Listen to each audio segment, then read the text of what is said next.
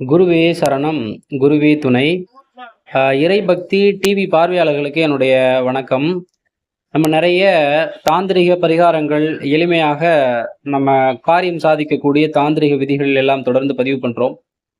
இந்த சேனல் நீங்க முதல் முறையா பார்க்குறீங்க அப்படின்னா, சேனல் சப்போர்ட் பண்ணுங்க. குறிப்பா இந்த குன்றுமணி அப்படிங்கிறது நமக்கு எல்லாருக்கும் தெரிந்த ஒரு மூலிகை. இந்த குன்றுமணியானது நவ குன்றுமணி அப்படின்னு இருக்குது. அதாவது 9 நிறங்களில் இந்த குன்றுமணிகள் அப்படிங்கிறது இருக்குது. அதுல ஒரு ஒரு நிறத்திலயும் இருக்கக்கூடிய குன்றுமணிகள் ஒரு ஒரு தன்மையை, ஒரு ஒரு செயல்பாடுகளை அது வந்து வெளிப்படுத்தும். ஒரு விதமான அதிர்வலைகளை அது வந்து வெளிப்படுத்தும். குறிப்பா நவ குன்றுமணிகள்ல சந்தன குன்றுமணி செய்யும் அற்புத தாந்திரிகம் என்ன அப்படிங்கிறத நம்ம இந்த பதிவுல பார்ப்போம். இதுவரைக்கும் நீங்க வந்து சந்தான குன்றுமணி அப்படிங்கிறது பார்க்கல அப்படின்னா, இந்த சந்தான குன்றுமணி அப்படிங்கிறது இப்படிதான் இருக்கும். சாதாரணமாக இந்த சந்தன கலர்ல ஒரு சந்தன நிறம் அப்படிங்கிறது பார்த்தீங்கன்னாக்க, நல்ல முழுமையா நம்மளால பார்க்க முடியும். இந்த குன்றுமணியானது எதற்காக பயன்படுத்தப்படுகிறது? எப்படி பயன்படுத்தப்படுகிறது?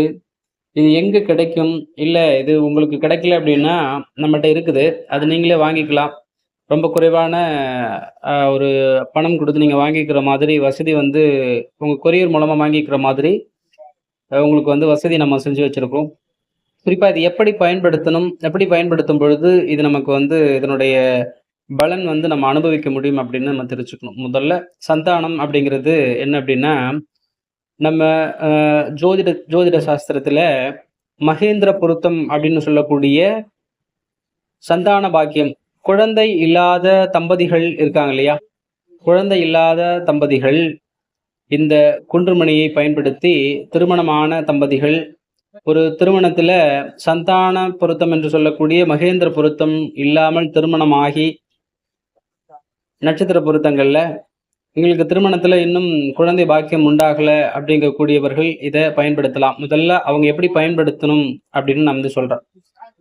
குறிப்பா இது வந்து ஒரு வியாழக்கிழமை நாள்ல நம்ம குரு ஏதோ ஒரு 18 சித்தர்கள்ல ஒருவரை நம்ம எடுத்துக்கலாம். அல்லது ஜீவசமாதியான மானசீக குருகளாக நம்ம யாரோ ஒருவர், இப்ப சீரடி சாய்பாபா அல்லது சத்ய சாய்பாபா, காஞ்சி மகாபெரியவர், இதுபோல ஆதிசங்கரர், ராமானுஜர் போல யாரோ ஒரு குருவை வந்து நம்ம பற்றி கொண்டு நம்ம இந்த பரிகாரத்தை தொடர்ந்து செய்யும் பொழுது சந்தான பாக்கியம் உருவாகும். இந்த சந்தான குண்டுமணியை நம்ம வந்து முதல்ல வாங்கிக்கணும்.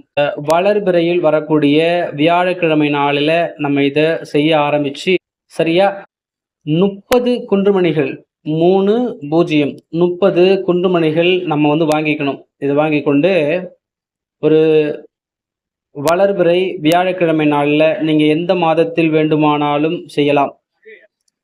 அந்த நாள்ல ஒரு குரு, மானசீக குருவாக இருக்கக்கூடிய ஏதோ ஒரு குரு, இப்போ உதாரணமாக சீரடி சாய்பாபாவினுடைய உருவப்படம் உங்க வீட்டில் இருந்தாலே போதும்.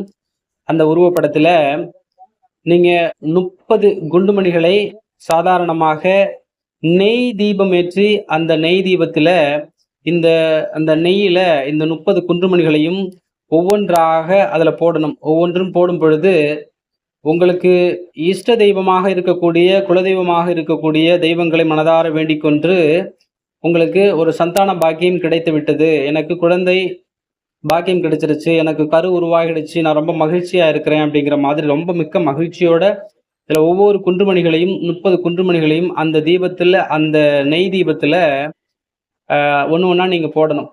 அதை போட்டு அந்த நெய் தீபம் முழுக்க அந்த நெய் வந்து தீர்ற வரைக்கும் அந்த விளக்கை வந்து எரிய விட்டுறணும். நல்ல தீபம் எரிஞ்சு அந்த குன்றுமணியை மறுபடியும் எடுத்து சாதாரணமாக ஒரு வெள்ளை துணியில அந்த குன்றுமணியை முடிச்சு நீங்க படுக்கை அறையில், அதாவது படுக்கை அறை பெட்ரூம் இருக்கு இல்லையா? பெட்ரூம்ல தலையணைக்கு அடியில அல்லது பெட்ரூம்ல ஏதோ ஒரு பகுதியில நீங்க அதை வச்சிருந்தீங்கன்னாலே பெரும்பாலும் இந்த கிரகதோஷங்கள்ல சந்தான பாக்கியம் என்று சொல்லக்கூடிய மகேந்திர பொருத்தம் இல்லாமல் வந்து நீங்க அது ஒரு குறையாகவோ, ஒரு சாபமாகவோ, ஒரு பாவமாகவோ இருந்து கர்மாபடி இருக்கக்கூடிய கணக்குகளை இந்த சந்தான குண்டுமணி அப்படிங்கிறது சரி செய்யும். இதே விஷயம் நீங்க என்ன பண்ணணும்னா, ஒரு வெள்ளிக்கிழமை நன்னாளில் வீட்டுல மகாலட்சுமி படத்துக்கு முன்னால நீங்க ஒரு நிறைவான வெள்ளிக்கிழமைன்னா வளர்பிறையில் வரக்கூடிய வெள்ளிக்கிழமையில ஒரு தீபம் 5 முக தீபம் ஏத்தணும். மகாலட்சுமிக்கு ஏத்தும் பொழுது 5 முக தீபம் ஏற்றி, அந்த தீபத்தில இதே போல நீங்க 33 குண்டுமணிகள் எடுத்து, ஒவ்வொரு குண்டுமணியா உங்களுக்கு செல்வ நிலை வருது, ஒரு நல்ல பணப்புழக்கம் வருது, எனக்கு வந்து ஒரு நல்ல தங்கம் சேருது, எனக்கு நல்ல வெள்ளி சேருது, நெறைய அடகு வைத்த பணங்கள் எல்லாம் திரும்பி வருது அப்படிங்கிற மாரி ஒவ்வொரு குண்டுமணிக்கும் ஒரு சந்தோஷமான விஷயங்களை நினைத்துக் கொண்டு, அந்த நெய் தீபத்தில பஞ்சமுக நெய் தீபத்தில இந்த ஒரு ஒரு குண்டுமணியா போடணும். அந்த விளக்கு எரிந்து முடிந்ததற்கு பிறகு, அந்த குண்டுமணிகளை எடுத்து, ஒரு வெள்ளை நிற டவல் ஒரு சின்ன துண்டு துண்டு துணியில அந்த குண்டுமணியை எடுத்து வச்சு, அத ஒரு முடிச்சு போட்டு, பணம் வைக்கக்கூடிய இடம் அல்லது மகாலட்சுமி படம் அல்லது குபேரருடைய சிலை வச்சிருப்பாங்க சில பேரு. அதுக்கு கீழ வச்சுட்டாலே போதும். ஒரு கல்லாப்பெட்டியோ அல்லது ஒரு பீரோவோ பணம் வைக்கக்கூடிய இடங்கள்ல இத நீங்க வச்சு பழகி பாருங்க.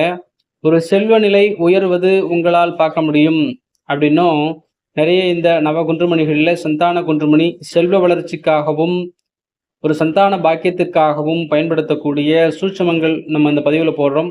மேலும் இது மருத்துவத்தில மிகப்பெரிய மிராக்கிள், மிகப்பெரிய அதிசயங்கள் நிகழ்த்தக்கூடிய அமைப்பு இருக்குது. அது பற்றிய பதிவு நம்ம அடுத்த பதிவுல பார்ப்போம். நன்றி. வாழ்க வளமுடன்.